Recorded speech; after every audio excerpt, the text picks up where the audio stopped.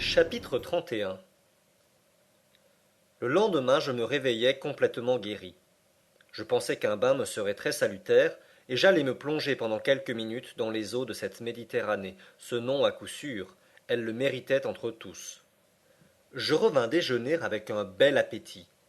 Hans s'entendait à cuisiner notre petit menu. Il avait de l'eau et du feu à sa disposition, de sorte qu'il put varier un peu notre ordinaire.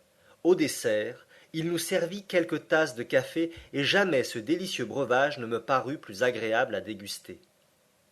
Maintenant, dit mon oncle, voici l'heure de la marée, et il ne faut pas manquer l'occasion d'étudier ce phénomène. Comment la marée m'écriai-je. Sans doute. L'influence de la lune et du soleil se fait sentir jusqu'ici? Pourquoi pas?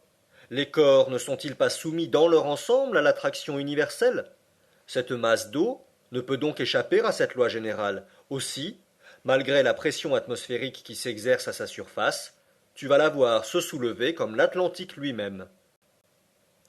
En ce moment, nous foulions le sable du rivage, et les vagues gagnaient peu à peu la grève. Voilà bien le flot qui commence, m'écriai-je. Oui, Axel. Et d'après ces relais d'écume, tu peux voir que la mer s'élève d'une dizaine de pieds environ. C'est merveilleux. Non, c'est naturel. Vous avez beau dire, mon oncle. Tout cela me paraît extraordinaire, et c'est à peine si j'en crois mes yeux. Qui eût jamais imaginé dans cette écorce terrestre un océan véritable, avec ses flux et ses reflux, avec ses brises, avec ses tempêtes? Pourquoi pas? Y a-t-il une raison physique qui s'y oppose? Je n'en vois pas, du moment qu'il faut abandonner le système de la chaleur centrale. Donc, jusqu'ici la théorie de Davy se trouve justifiée. Évidemment, et dès lors rien ne contredit l'existence de mers ou de contrées à l'intérieur du globe. Sans doute, mais inhabitées. Et pourquoi ces eaux ne donneraient-elles pas asile à quelques poissons d'une espèce inconnue? En tout cas, nous n'en avons pas aperçu un seul jusqu'ici. Eh bien, nous pouvons fabriquer des lignes, et voir si l'hameçon aura autant de succès ici-bas que dans les océans sublunaires. Nous essaierons, Axel, car il faut pénétrer tous les secrets de ces régions nouvelles. Mais où sommes-nous, mon oncle? Car je ne vous ai point encore posé cette question à laquelle vos instruments ont dû vous répondre. Horizontalement, à 350 lieues de l'Islande. Tout autant? Je suis sûr de ne pas me tromper de 500 toises. Et la boussole indique toujours le sud-est? Oui, avec une déclinaison occidentale de 19 degrés et 42 minutes, comme sur Terre, absolument. Pour cette inclinaison, il se passe un fait curieux que j'ai observé avec le plus grand soin. Et lequel? C'est que l'aiguille, au lieu de s'incliner vers le pôle, comme elle le fait dans l'hémisphère boréal, se relève au contraire. Il faut donc en conclure que le point d'attraction magnétique se trouve compris entre la surface du globe et l'endroit où nous sommes parvenus? Précisément. Et il est probable que si nous arrivions vers les régions polaires, vers ce 70e degré où James Ross a découvert le pôle magnétique, nous verrions l'aiguille se dresser verticalement. Donc, ce mystérieux centre d'attraction ne se trouve pas situé à une grande profondeur. En effet, et voilà un fait que la science n'a pas soupçonné. La science, mon garçon, est faite d'erreurs, mais d'erreurs qu'il est bon de commettre car elles mènent peu à peu à la vérité.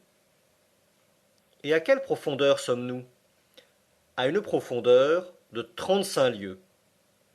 Ainsi, dis-je en considérant la carte, la partie montagneuse de l'Écosse est au-dessus de nous. Et là, les monts Grampians élèvent à une prodigieuse hauteur leurs cimes couvertes de neige. Eh oui, répondit le professeur en riant. C'est un peu lourd à porter, mais la voûte est solide. Le grand architecte de l'univers l'a construite en bons matériaux, et jamais l'homme n'eût pu lui donner une pareille portée.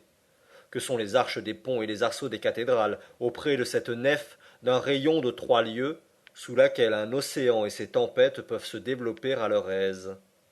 Oh, je ne crains pas que le ciel me tombe sur la tête. Maintenant, mon oncle, quels sont vos projets?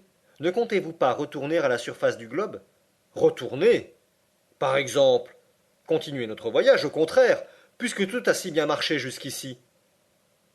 Cependant, je ne vois pas comment nous pénétrerons sous cette plaine liquide. Oh, je ne prétends point m'y précipiter la tête la première.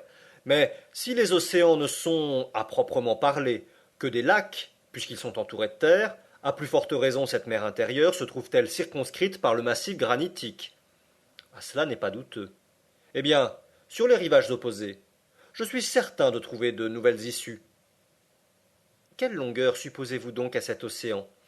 30 ou 40 lieues. Ah, fis-je, tout en imaginant que cette estime pouvait bien être inexacte. Ainsi, nous n'avons pas de temps à perdre, et dès demain nous prendrons la mer. Involontairement, je cherchai des yeux le navire qui devait nous transporter. Ah, dis-je, nous nous embarquerons. Bien, et sur quel bâtiment prendrons-nous passage? Ce ne sera pas sur un bâtiment, mon garçon, mais sur un bon et solide radeau. Un radeau? M'écriai-je. Un radeau est aussi impossible à construire qu'un navire, et je ne vois pas. Tu ne vois pas, Axel, mais si tu écoutais, tu pourrais entendre. Entendre? Oui, certain coup de marteau, qui t'apprendrait que Hans est déjà à l'œuvre. Il construit un radeau? Oui. Comment? Il a déjà fait tomber des arbres sous sa hache? Oh, les arbres étaient tout abattus. Viens, et tu le verras à l'ouvrage. Après un quart d'heure de marche, de l'autre côté du promontoire qui formait le petit port naturel, j'aperçus Hans au travail. Quelques pas encore, et je fus près de lui. À ma grande surprise, un radeau à demi terminé s'étendait sur le sable. Il était fait de poutres d'un bois particulier, et un grand nombre de madriers, de courbes, de couples de toutes espèces jonchaient littéralement le sol. Il y avait là de quoi construire une marine entière. Mon oncle, m'écriai-je, quel est ce bois?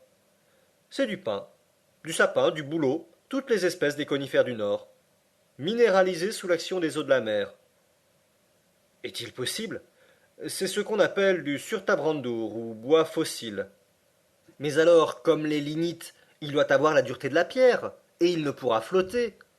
Quelquefois, cela arrive, il y a de ces bois qui sont devenus de véritables anthracites, mais d'autres, tels que ceux-ci, n'ont encore subi qu'un commencement de transformation fossile. Regarde plutôt, ajouta mon oncle en jetant à la mer une de ces précieuses épaves.